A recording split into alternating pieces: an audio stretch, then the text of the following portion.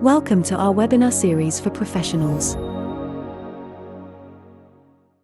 Hi everyone, welcome to this webinar in the middle of October. Autumn is arriving in Europe, and with the autumn there's always somehow some form of busyness after the summer holidays has been. Projects are being finalized, etc. So we did the DNA core with Helen Gautschi last week. And now we've got another project, which is the histamine SNPs and FUT2 SNPs that she will do some education around, and also because it at least the histamine is a new panel that is of interest. I think at least in the clinic. Um, and then before we get too much into handing over the stage to Helen, I just want to say that there will be a bit of a break. I'm going to travel to the US, and sometimes I do webinars when I'm in the US anyway, but this time I thought, no, that's not. I'm going to go to the PLMI conference in Seattle, where Jeff Bland is. Nordic and DNA Live will be having a booth there. And also we will be having a presentation around Grow Baby. It's going to be an interesting conference. Dave Bredesen is there, Pearl Mutter is there, Carrie Jones is there. So it's going to be a fun weekend full of things, and I'll be looking out for new exciting things for you as well that maybe is relevant for you that you can use in the clinic. But anyway, we will have come back with webinars in November. There will be some on mold, and there will be a basic on organics, organic acid tests. Genova changed the report a little so that, and then there's new practitioners coming in, and it's just like I thought, well, it's time to just do a basic one there. So that's kind of like the plan in the near future.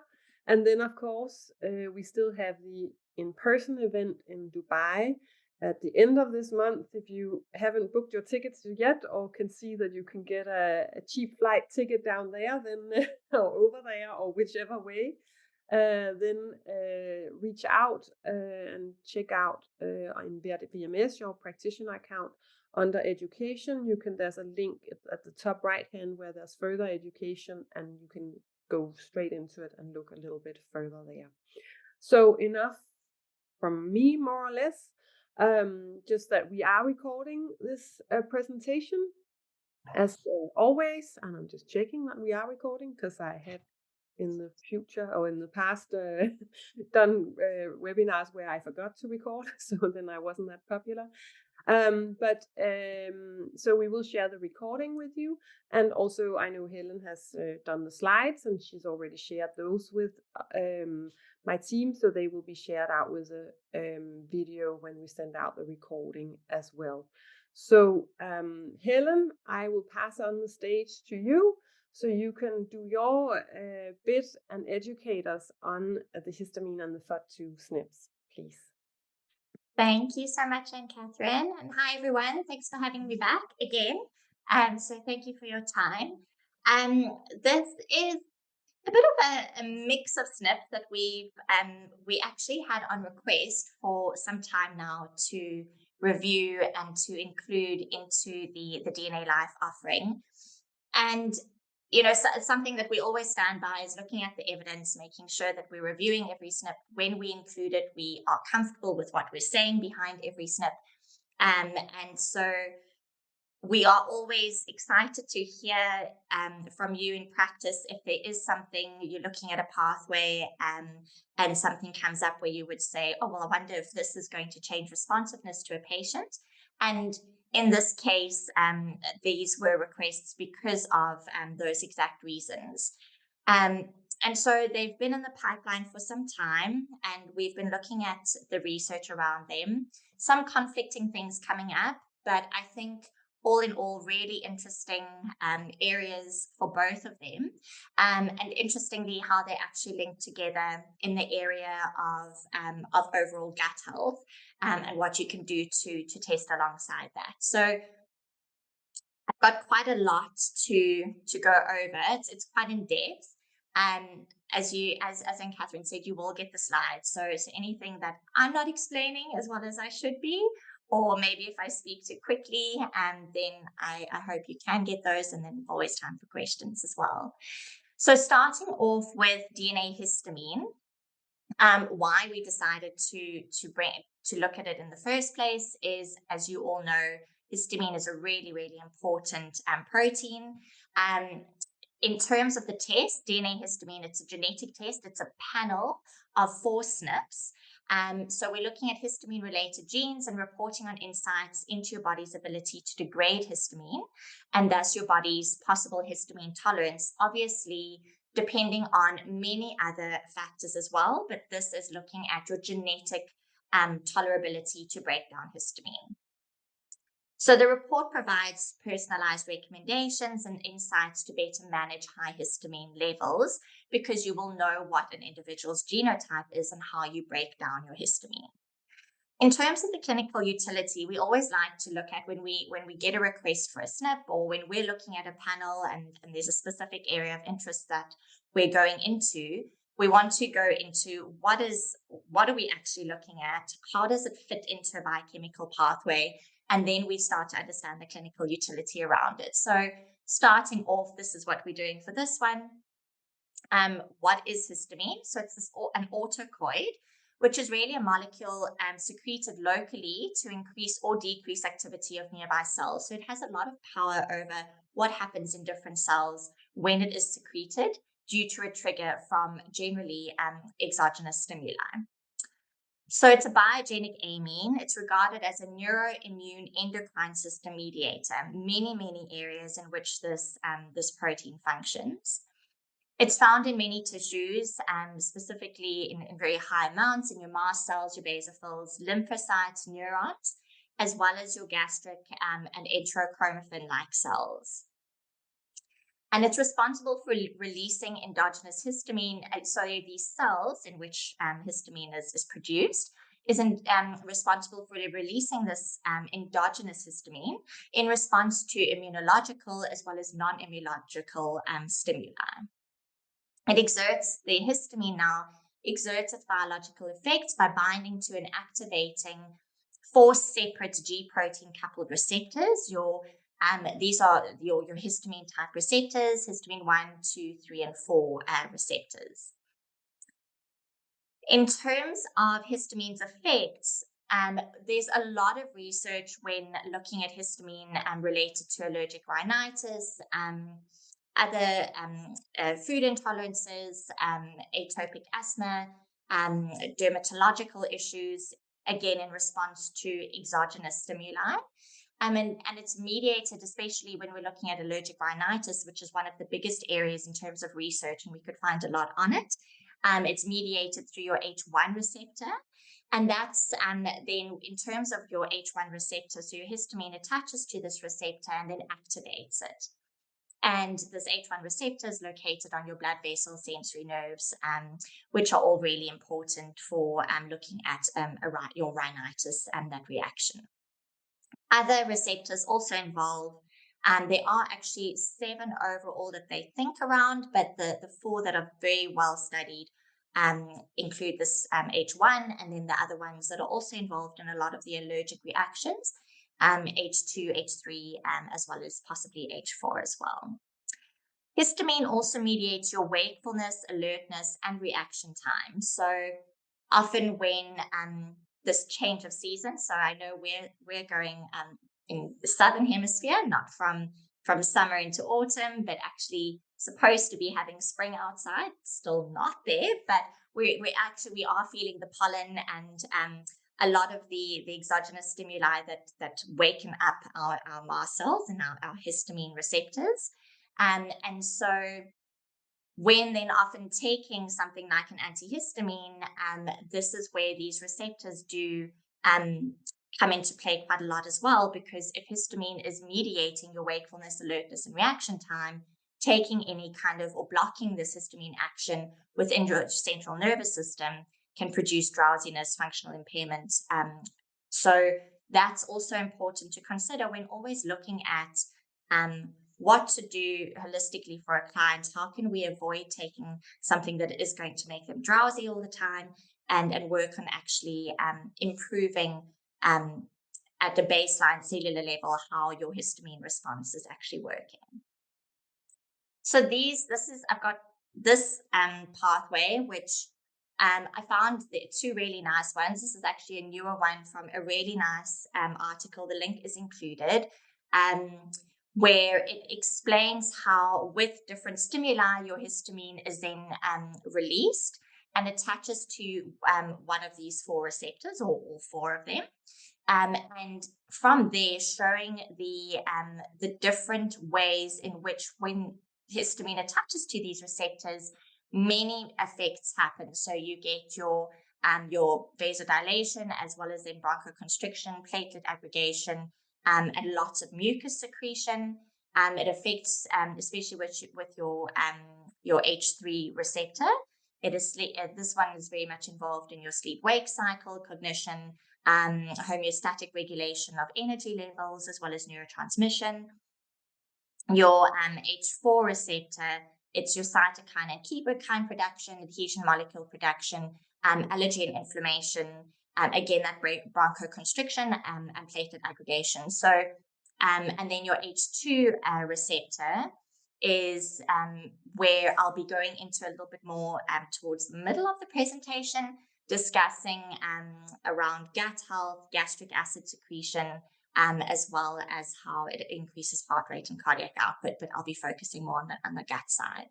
So that's just really showing you when histamine attaches to the different receptors, what you expect to happen physiologically, and then what might happen in terms of symptoms as well. From this paper, which is much older, and not as pretty, but I found really simple and really easy to actually understand, with histamine, when it attaches to its different receptors, the many, many functions that histamine has on the central nervous system, your cardiovascular system, skin, in your respiratory tract, uterus, your gastrointestinal tract, as well as then looking at bone marrow, leukocytes, even some research, newer research, so just very new, but looking at how very strongly related in this immune modulation and actually related to cancer development as well. So very important to make sure that histamine is functioning properly, and we're not just killing it, but just working with it as it should be functioning in the body. So then, just to highlight some of these main roles of histamine, it's a key player, obviously, in all of the allergic reactions. It's a bronchoconstrictor in the lungs. Really important, it's a mediator of wheal formation on the skin. So when you see that inflammatory, sort of with anaphylaxis, you'll get that wheal formation on the skin. It controls gastric acid secretion, so really very important in terms of digestion. It's a neurotransmitter in the brain, helping with circadian cycle regulation, as well as some other neurological functions. It's important in vascular permeability and cardiovascular functions. Important with epithelium proliferation, immune cell differentiation, angiogenesis, so new blood vessel growth, and then also neuroplastic progression. In terms of what happens, how do we make histamine? It's synthesized from the amino acid histidine in a decarboxylation reaction catalyzed by your L-histidine decarboxylase. So that's that first step at the top there. Then we've got our histamine that sits in many of your different immune cells. And that's kind of a long-term place where it gets to sit. And in your gastric epithelium in the cells there, it actually gets the turnover is much higher compared to some of your other immune cells. But then you get the stimulus where it needs to actually activate your receptors, and then you've got this release of histamine, and then it needs to get broken down because you don't want too much histamine around at any one point. And so, how do we break down this histamine? So the liver metabolizes it into your inert byproducts. It's either methylated, so now you need your SAMe. Remember your S-adenosylmethionine. It's your universal methyl donor made in your methylation cycle. and you have that, then is used by your methyltransferase, your histidine N-methyltransferase enzyme, that then takes that methyl group and attaches it to that histamine, actually rendering it inactive. The other way is that it can be through oxidative deamination, through your diamine oxidase. That's the other enzyme that helps to deactivate histamine. And then from there, two further reactions happen. On the methylhistamine side, it gets oxidized by your monoamine oxidase, also important to consider in this whole pathway. So it's not just these two degradation enzymes, but just considering the overall pathway, and I'll just try to reiterate that going forward. And then on the diamine oxidase route, you've got your conjugation with ribose, and then it can be excreted from the body that way. So that's showing you how histamine is made and then broken down.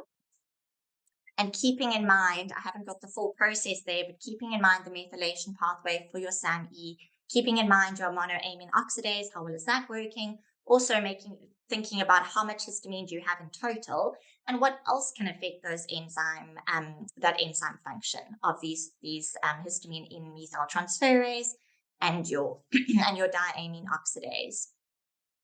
So these are the main enzymes, as I said, for the degradation of histamine in the human body. There are genetic polymorphisms that have been found that encode these enzymes. So on these genes that encode these enzymes that lead to a disproportionate amount of histamine in the body, because these variations lead to slower enzyme function. And so the buildup can be quite a lot higher. And so there's this disproportionate amount, increasing hypersensitivity to certain drugs, risk for or susceptibility to migraines, atopic dermatitis, and allergic rhinitis. So here, from looking at just the function of it and the pathways, we did a very thorough literature review to see which SNPs had the best evidence behind them. There were some conflicts in the research, and so we really tried to make sure that what we were saying was in line with what we were reporting on is in line with what the research is saying. But just highlighting some nice papers showing you where your N-methyltransferase variations are linked to things like atopic dermatitis in children, to acetylsalicylic acid intolerant chronic urticaria. So that's also just like an allergic reaction, and these SNPs being involved in that.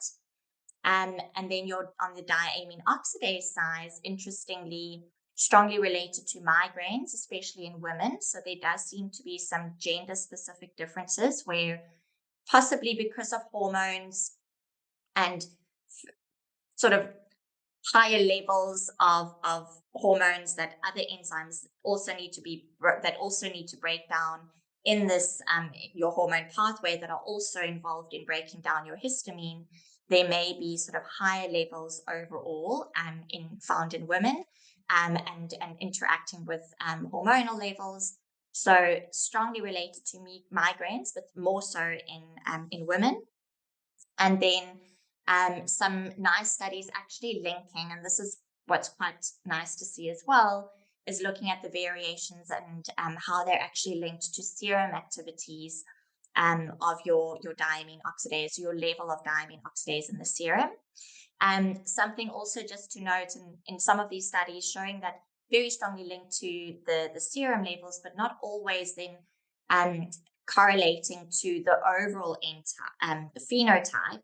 And that's where you also need to keep in mind what else is happening in the context of that individual. It's not just genotype, serum levels, but also what are the other stimuli, what is happening in gut health that might be leading to the overall phenotype. So really nice research in terms of a lot of the allergic type issues with histamine breakdown. But there were also inconsistencies, and we wanted to keep that in mind when reporting on these histamine SNPs. And so when I get to the report, you will see it slightly differently reported. So in terms of these inconsistencies, especially around things like asthma, allergic rhinitis, it could be due to gender-related differences. mostly because of the estrogen and the high estrogen levels in women. Interactions with other genetic polymorphisms from your methylation pathway, monoamine oxidase, other environmental input, racial heterogeneity, as well as various environmental factors which interact with an individual's genetic architecture, medication intake, as well as other medical conditions. And so I've listed some of these here in terms of the medical conditions that then also have a strong impact on how these enzymes function and how you're able to break down histamine. So looking at your gut microbiota, your acidity levels are very important in looking at the functioning of these two enzymes. Liver conditions, obviously, because of poor liver conditions, poor ability to break down the histamine. So the enzymes may not be functioning as well. Chronic or extreme stress, injury, trauma, and an imbalance, as I said, in the gut microbiome. Also, certain medications interfere with histamine breakdown, including some antibiotics, antidepressants. Remember, antidepressants also have to go through a lot of the methylation and monoamine oxidase pathways, diuretics, muscle relaxants, and some pain medications. Or again, your gastrointestinal medications, especially if they are then also altering your acidity levels in the gut. Alcohol is a big impact, as do some malaria and tuberculosis medications. So something then going through, so try to focus on a lot of the research around the allergic reactions, but now looking more so and trying to now, because of when I'm speaking about FUT2, just keeping in mind the linking between all of our systems in our body and how important it is to not just consider one SNP in isolation. But the importance of histamine function in the gut, it's still an ongoing topic of research. It's actually a newer field in the area of research in histamine overall. But it's known to modulate intestinal smooth muscle cell contraction. It promotes hydrochloric acid secretion in the stomach. It's involved in your vascular vasodilation and enabling the maintenance of homeostasis throughout the gastrointestinal tract, helping things actually move along. And histamine also mediates your pathogenic conditions, in particular those of your digestive system, by directly or indirectly modulating your immune response. And so remember, so looking also some relationships between histamine levels and your zonulin. And if there's bigger cracks, if you want to say, in your border and gaps in that border, then there are going to be proteins going through that you don't want, activating your full histocompatibility complex. That's now speaking about HLA, and how that then in turn activates histamine as well. So keeping in mind that very strongly related to your immune response within the gut. So your histamine intolerance is something beyond what you might be seeing in practice when it comes to things like allergic rhinitis and seasonal issues around higher histamine levels, where we're looking at chronic histamine intolerance. It's characterized by your gastrointestinal, skin, and respiratory problems, following ingestion of histamine-rich foods or exposure to other triggers, pollen, dust, etc., as well as possibly a slow breakdown internally. So your exogenous sources of histamine come mainly from food as well as bacteria. Some of the bacteria mentioned here are able to produce some products that slow the enzyme function to break down histamine, as well as also able to produce histamine. And then in terms of foods, the more fermented the food, the higher the histamine content. So fresher foods have a lower probability of histamine formation. Your processed and fermented foods, high histamine content. And so just in terms of, where is it stuck? Giving you a full list, there's some just showing some of the fermented products, especially if you are seeing someone that's complaining of histamine intolerance.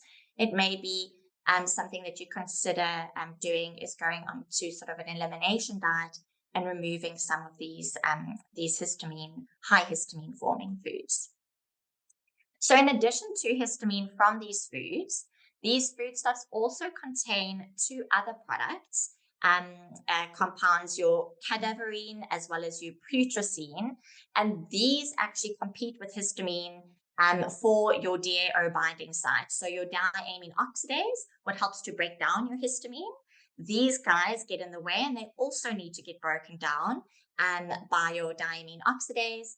And so it then starts to inhibit the breakdown of your histamine itself. And that then results in an accumulation of histamine in the body. So beyond, and this is where I think the research is conflicting, is that there's so many other factors that can interact with histamine breakdown. And so it's many things to take into account when doing a study. But beyond your histamine SNPs, taking in foods that are rich in these products can also affect overall diamine oxidase capacity, and then also looking at your histamine methyltransferase.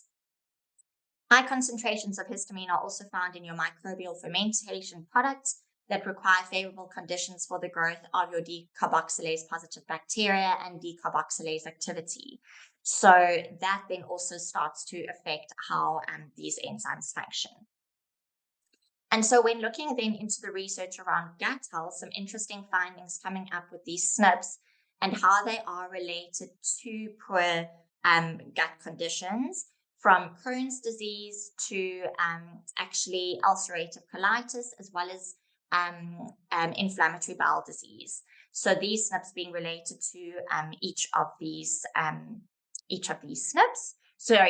conditions. And so also very important to consider when you are seeing someone coming in with gastrointestinal symptoms, that it's something you might want to dig a little bit further into.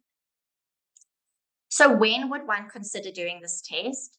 In highly stressed individuals, we know stress significantly impacts gut, and then how your histamine is then going to be broken down. Those coming in with unexplained food intolerances and reactions, as well as any types of gut health disorders. And then what I mentioned earlier in terms of seasonal allergies, as well as eczemas, anything like that, your atopic dermatitis, anything like that as well, you might want to consider looking overall at these histamine SNPs. And also to consider, these tests and results must be looked at in conjunction with a full medical history. Genetics contributes only one component, and very nicely relating then to a functional test from Nordic, your histamine DAO, so that's serum, and that assesses your real-time histamine degradation capacity, and that's very nice to look at alongside the genetic test. In a study, actually, I mean, not a very large population, and that's also something that happened with a lot of these histamine intolerance studies, is that the population sizes were quite small, but showing very interesting results where the clinical significance of serum DAO activity in inflammatory bowel disease was very strongly linked. And so that's also something to keep in mind, that having a full picture of what is happening with the genetics, what is happening with that serum DAO activity, and then also linking it back to some of the diseases. And then remembering not only that, but also not doing this test in isolation, but remembering things like your methylation pathway and your SAM-dependent methyltransferase-related SNPs and diseases, also important to consider. So everything in your methylation pathway, you'll see COMT also being mentioned there, very important to consider alongside your DAO and HNMT SNPs. So when looking at how to order this test, it's available, and I would use it as an add-on test order where you look at something like DNA Health or DNA Core, including possibly HLA from DNA Risk, and then using that information together with then, if you have the capability to do so, that serum DAO to get a really nice full picture of what is going on with your patient and treating from there. So if you order this test, what it'll look like is you get a full description of what histamine, it's very just nicely laid out. What is histamine? What are the 2 enzymes that break down histamine? And what are the associated conditions with prohistamine breakdown, going from selective hypersensitivity to certain drugs, atopic dermatitis, your migraines, especially in women, and other histamine intolerances. And so here, how we report on these 2 SNPs is we're looking, or these 2 genes, we're looking at 2 SNPs in HNMT, as well as 2 in your diamine oxidase enzyme, your gene encoding that enzyme.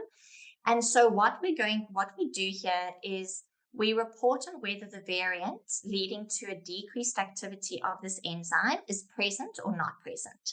So if the variant is detected, yes, it means that that enzyme is going to act slower based on the research that we found around that association. There isn't a huge body of research around these SNPs to be able to put in low, moderate, and high impact factors, because the effect measures just they vary a lot, because there are so many different phenotypes that we're looking at. And so rather, instead of confusing it a lot more and putting in impact factors, we thought to actually make it quite clear cut in saying if the variant is present, you then know that enzyme is going to be functioning at reduced capacity. And so then an explanation is given of what that variant does. So as an example, your G variant for that HNMT gene displays lower enzyme activity compared to your C allele, and so what to do around that. If these variants are detected, avoid HNMT inhibiting drugs, also ensure adequate intake of certain nutrients to support activity, including your B6, your copper, zinc, and vitamin C, fresh foods, so that low histamine type diet, and avoiding histamine rich foods, especially many of your fermented foods, and looking at some of those bacterias that may actually promote histamine production even further. And so that overall is your histamine test, and always keeping in mind how it's related to from migraines to your allergic dermatitis, seasonal allergies, but also gut health. And so this is then the cue for FUT2, which wasn't requested because of histamine. We didn't look at it because of histamine, but there is actually such a strong link between looking at, but actually it's what happens in the gut. You start with the gut, and actually another gene that affects gut health. So I wanted to say this is a really nice gut health panel in its own right. So this quite complicated little guy, you may recognize FUT2 as a SNP that we do test for in DNA health. It is tested there for its relationship to B12 requirements. Because of the variant on that gene, it affects your intrinsic factor, it affects gut health, actually to the point where the intrinsic factor that's very important in B12 transport and absorption is affected. And so those with the variant may require higher levels of B12, and that's where the literature is very strong on that SNP. There is another SNP that is very strongly related to what we call secretor status. And I'm going to give you a little bit of a background on what secretor status is all about. So when we look at most of the compounds that enter our body, our proteins, lipids, carbohydrates, they are all glycosylated, which means they possess this covalently attached sugar, and they are referred to as glycoproteins and glycolipids. So especially your proteins and your lipids, that's this this sugar compound, this particle on your protein or your lipid. And so these are all carbohydrate-containing structures, glycans, that have many important roles have an interaction and play very important interactions between bacterial pathogens and their hosts. So when you're looking at a lot of bacteria, they also have these glycan structures attached to them.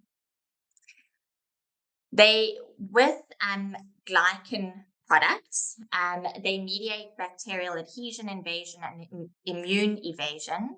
Glycans also serve as a source of nutrients or ligands for bacterial toxins. And I'll speak about that when it gets to when we speak about the secretor status.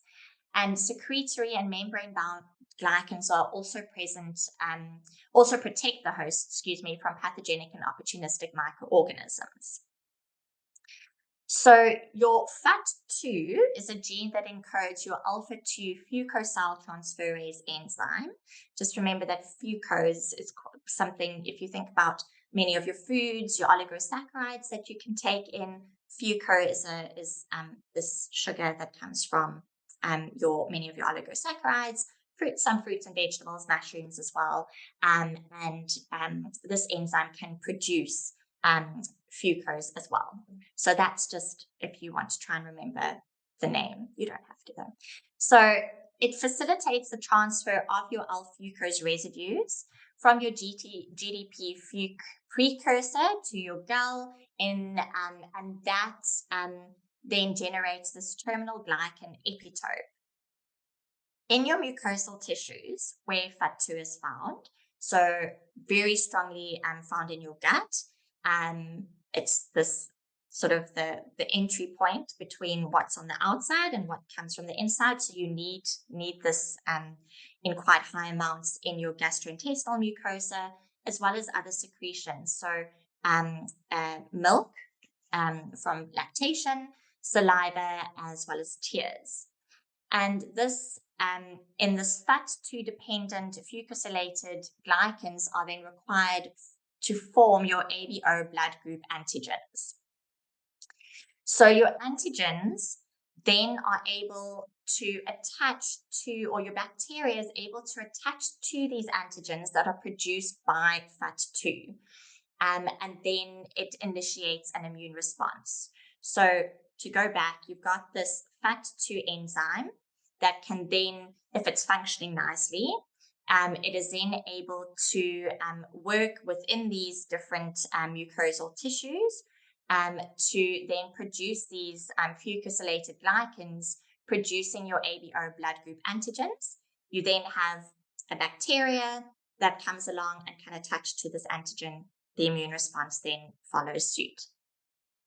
So the FUT2 gene has a high degree of polymorphism. So there are many, many variants on this gene, and that's why we're already including one in our test, but there are many more on this gene, and they present at different frequencies in different population groups across the world.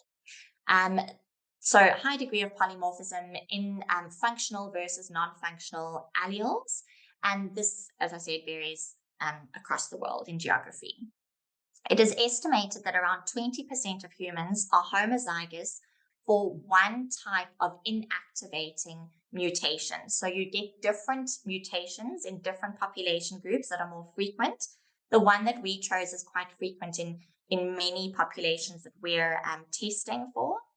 And if you carry this mutation or this variation, it leads to the enzyme not functioning properly, and thus you get termed a non-secretor phenotype. So your FUT2, when it's working properly, you have more the common version of the genotype, you're 80% of the population, you will be called a secretor phenotype. Your FUT2 enzyme is able to produce these antigens. If you are a non-secretor, it doesn't work well, and it leads to a non-secretor phenotype.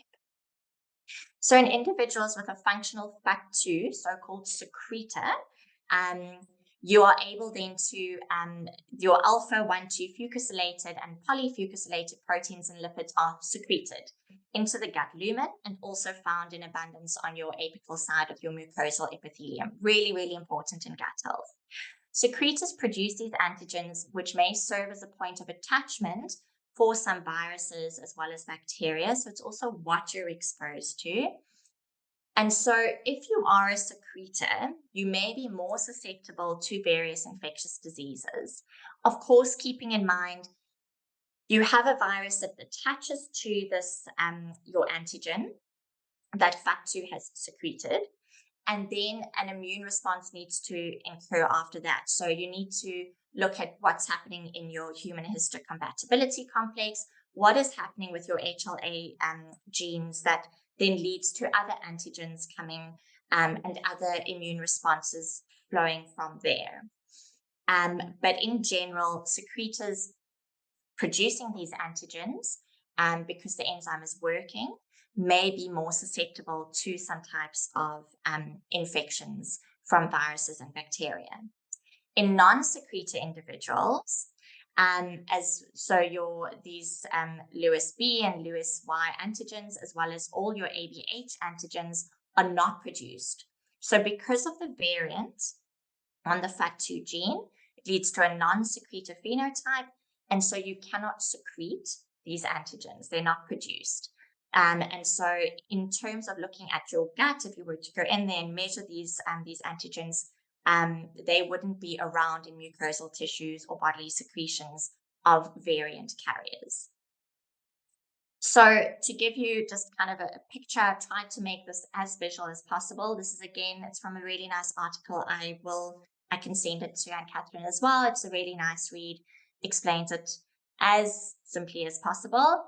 Where we're looking at host microbiota and pathogens that utilize FUT2 dependent glycans as nutrients or adhesion sites. So something else that I mentioned earlier is FUT2 secretes these antigens, but it also secretes and is able to produce fucose, which is a food source for bacteria, good and bad bacteria. So it really depends on what you're feeding into your gut and what you're getting exposed to. But fucose is food source made by FUT2 secretors. Your antigens are also produced by FUT2 secretors. So these microbiota and pathogens use this FUT2 dependent glycans as nutrients or adhesion sites. Then your commensal microbes can cleave these cleave the fuc part of the histo blood group antigens, which are expressed in abundance on your mucins. So then many pathogens, and there's a list that's given in this article, I wasn't going to include it here, are able to metabolize these free fucose present in the mucus that is produced by this secretor phenotype. And so because of that food being present there, you're going to have obviously proliferation of those pathogens. Pathogens can also penetrate the mucus inner layer and adhere to the mucosa by employing multiple adhesins. And that's also because they can attach to these antigens that are produced by the secretor phenotype. Many of these adhesins can attach to a host. Histo blood group antigens, for example, to your terminal, your fuc residues. Another type of, again, this pathogen, your Tefimerium, employs a specific kind of product that, as well as then something like H. pylori, which can then also adhere to these different molecules. So in secretor phenotypes, because of the FUT2 working well in this case, you're going to have an increase in risk for H. pylori as well as these other pathogens. And then again, just keeping in mind that a lot of these glycans may act as nutrients and enhance colonization and resistance. So the SNP that we're looking at on the position of the gene 4 to 8, you get a G to an A change. So you could be a GG, an AA, or a GA genotype. The AA is what we're interested in. If you have an AA genotype, it results in decreased enzyme activity, leading to a non-secretor status. You are unable to secrete this blood group antigen or express them on your mucosal surfaces. It affects susceptibility to infectious diseases and potentially alters your gut microbiome. So FUT2 plays an important role in gut health by influencing the variation of human intestinal microbiota. And it's this very interesting interplay between what is in your gut, and actually your genetics influence how your microbiota are able to live within your gut. So your FUT2 dependent mucosal glycans can act as receptors to promote microbial adhesion, or as nutrients for commensal or pathogenic bacteria, so for good and bad. The blood group related glucosyltransferase, your FUT2, can influence susceptibility to various pathogens. While some pathogens can benefit from the host expression of FUT2 dependent glycosylation, can also be detrimental to others. This specific variant can affect microbial adhesion and or utilization of host-derived glycans, potentially leading to dysbiosis. This was a very interesting study actually looking at the specific SNP, and it was very strongly associated with the composition of bifidobacteria in the human intestine, as well as actually overall diversity of your microbiome. So there was a significant difference between the groups. And what we could see is for secretors, they had a lower diversity compared to non-secretors. In your, again, and then this one showing this image, these graphs showing the importance again of secretor status in the levels of bifidobacterium richness, as well as diversity, and this was through fecal samples. Your non-secretor status had better diversity. So what you will see if you order this test, and gives you great insight into what is actually happening in the gut, what your body is going to respond to and how, is that it's one SNP that we're looking at. If you come out with the AA genotype, you are then termed a non-secretor. Interestingly, even though non-secretors may be less susceptible to a lot of pathogenic insults, they do have risks for other conditions related to gut health. And so this is, again, we're both, by understanding who's sitting in front of you, environmental exposures, family history, what is happening with your immune complex, looking at overall genetics, histamine, etc., as well as HLA, and then also including things like stool or metabolomic testing, you can get a very good picture of what is going on with an individual. And so here for non-secretors, AA genotype, in terms of what they might be more susceptible to are some viruses, and also actually looking at certain autoimmune diseases. They might be more prone to autoimmune diseases in terms of if you're a non-secretor phenotype. If you are a secretor phenotype, you are more susceptible to your pathogenic type diseases, your norovirus, rotavirus, H. pylori, and your gut microbial population being, actually having higher pathogen and poor diversity in it. So the abundance is poor. The abundance is high of pathogenic bacteria.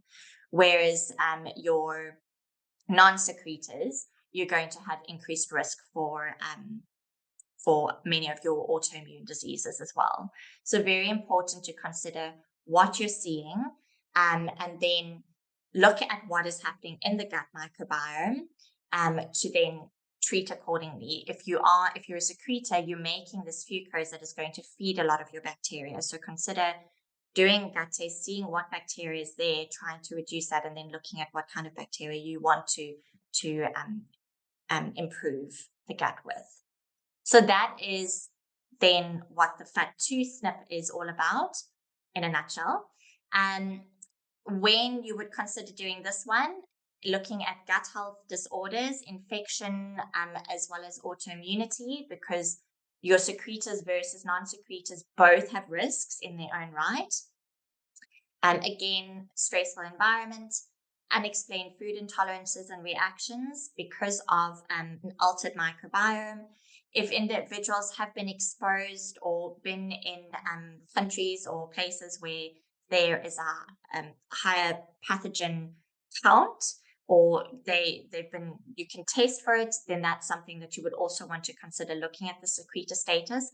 are they going to be more susceptible and possibly have reinfections? And so really important in that light as well. This test and its results, again, must be considered with other tests as well. It's available as this add-on. So looking at ordering it together with either DNA Health plus DNA or DNA Core, very useful to look at it together with something like HLA because it's very much involved in autoimmunity. And if you're seeing that you're getting a non-secretor status, that would link in quite well with HLA, including the DNA histamine panel possibly. And then other functional tests you might want to look at is your GI map, as well as organic acids, to get a full picture. So that is the introduction for the two new tests that we have available in conjunction with the other DNA tests that we, the huge offering that we also have available to you. I think there's a little bit of time for questions. Thanks for your attention. There's nearly radio silence on the questions side. But there is still a question that came up around that was in regards to the histamine overload, because like treatment strategies, like would ribose help? What supplements would help? What treatment clinical strategies will the histamine test do in regards to supplements? Do you have any? So we haven't got the data around the gene environment interactions in terms of if there's a variant, can you put in the specific nutrient and change the expression of the enzyme? That's unfortunately not there. But if you are looking at just the bigger picture of thinking about those cofactors around your DAO and your histamine methyltransferase, ensuring your overall B complex is there to support production, to make sure that your methyl groups are being made. Then looking at, on the other side, some nutrients around ribose, your vitamin C, and so those nutrients that are actually involved in producing those two enzymes and supporting them in terms of cofactors, that is available in the report and is provided. Further to that, that's really where the research in terms of gene environment interaction stops, unfortunately. And it does become a bigger picture of actually looking at the sort of the clinical scenario and taking into account what is happening actually at that gut health level, because it might not be so much to do with the variants and have something to do with what other food you're taking in. So the other part of it, besides what nutrients to supplement, it's really looking at what is in your environment that might be hindering that enzyme function. And so again, looking at your microbiome, because there are those bacteria that further hinder those enzymes, looking then at your histamine-rich foods, your stress levels, as well as other triggers in your environment, from pollens to dust to anything like that, that's constantly raising that histamine level beyond what your enzymes can actually manage at any point in time. And of course, I want to just add some clinical info, because this is, of course, at least on the histamine side, it's information that, this explains some of the symptoms, that there's a genetic predisposition of histamine overload symptoms. And then, of course, addressing both diet, as you mentioned, histamine-rich foods, trying to reduce those, but also look into the gut and the bacteria, as any SIBO or dysbiosis that may actually be some form of a histamine factory that you've got going in the gut, or at least that the environment in the gut is not supporting histamine degradation.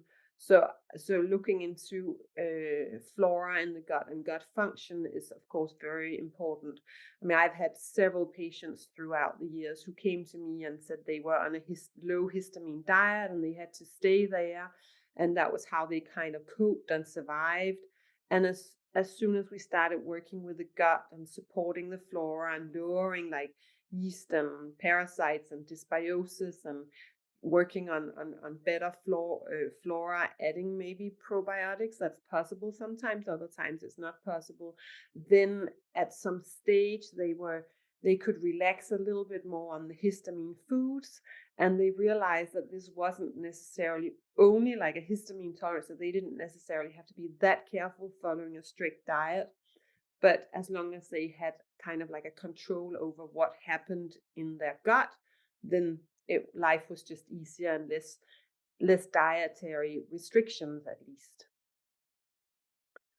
So and then of course, female menstrual cycle. Why is it that in the days up to the period that we are worse than when it's not close, like when we are more inflamed and there's more irritation going on in the body, so we are just more susceptible to symptoms as well through that as well. So those are just some of my additional comments to this test. So of course it's nice to have the knowledge. It explains why, but you still need to look at the terrain and adjust that and support that way as well.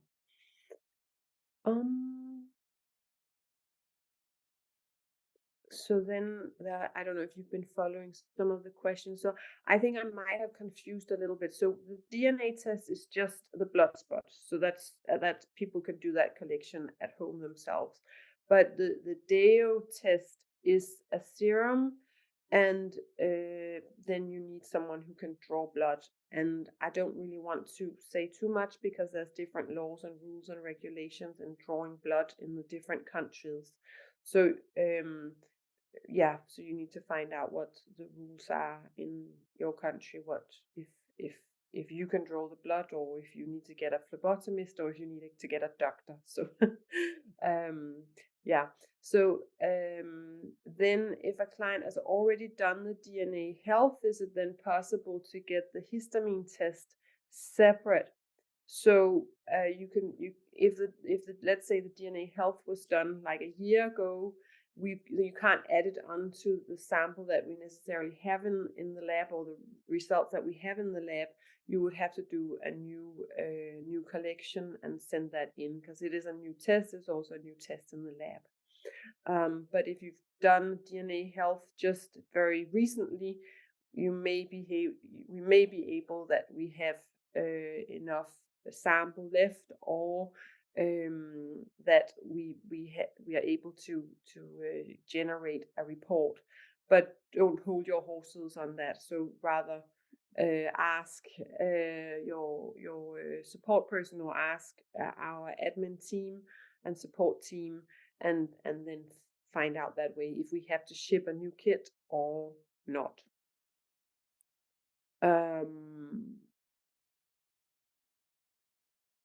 Do reactions triggered through manual therapies on the skin, like itching and redness and warmth, correlate with histamine intolerance in the gut? I haven't done that much of the research, so Helen. Yeah, what they found is, so you may be sensitive to, and this is where, no, you can't say because what's happening in the gut, what's happening on the skin is going to happen in the gut, because they actually, the histamine is held in different, it's actually two different types of pools that hold the histamine in different cells. But what you're able to get from that is, if you you do a skin prick test, and there are certain triggers that you can see. There's a specific dust or a specific grass and a specific pollen, whatever it might be, that you are now specifically sensitive to. That is then going to compound your ability to break down histamine if you're being exposed to it a lot. So it's just overall the high level of exposure. So what you're sensitive to is actually because of other immune responses that then trigger histamine release. to those receptors. And then from there, you've got a high histamine level if you're being exposed to something like a pollen that you just don't fit well with. On top of that, then your histamine levels are high, and that has been related to people with specific allergies, like your seasonal allergies, things like that. That has been associated with SNPs in your enzymes, your DAO and your H&MT. So the ability to then break down that histamine is slower. And so overall, your level of histamine in the whole body is going to be higher. And so would then can affect the gut, but that's where the evidence becomes a little bit more controversial. So then, and I'm going to ask you, and you may not know, maybe others have ideas, but there was a question on advice in regards to estrogen-dependent conditions and with someone who also has a histamine intolerance. So I don't know if you have. I'm going to think of it from a biochemical point of view, and it's just literally thinking of the breakdown. And if you're thinking of the groups that, in terms of many estrogen conditions, it's your metabolites going the wrong way. They're going through the wrong highway. You've got this buildup of them, and then they're needing to be broken down by similar enzymes that are actually at the end stage of histamine as well. So by actually addressing one, you will be addressing the other in many ways. If you're addressing inflammation, and Catherine, as you said, if you're addressing inflammation, if you're supporting methylation, you're going to be supporting these histamine enzymes and the enzymes right at the bottom of the breakdown process. So in many ways, that's as far as I would be able to answer that is by addressing the one, you can actually address the other in many instances. Super. So, and then if there's a connection with histamine and MCAS in the DNA. I would have to go and research that one. Fair enough. Watch this space. I think we are all very impressed with your knowledge, no matter what. So don't worry, Helen. This was a big one. This was a nice stretch for my brain. So, of course, we are all looking forward to seeing and learning and hearing from what your responses are out there working with the tests. And hopefully we'll be able to share some of the information. And we will share the recording for those of you who came in a little late, and also we will share the slides. So that's it for today. Take care out there wherever you are in the world, and stay healthy. Bye everyone, and thank you, Helen, for your hard work. Thanks, Catherine. Great presentation. Thank you very much. Bye everyone. Bye. If you do not already have an account with us, please contact our team and we will assist you. If you found this webinar helpful, please like and subscribe to our channel.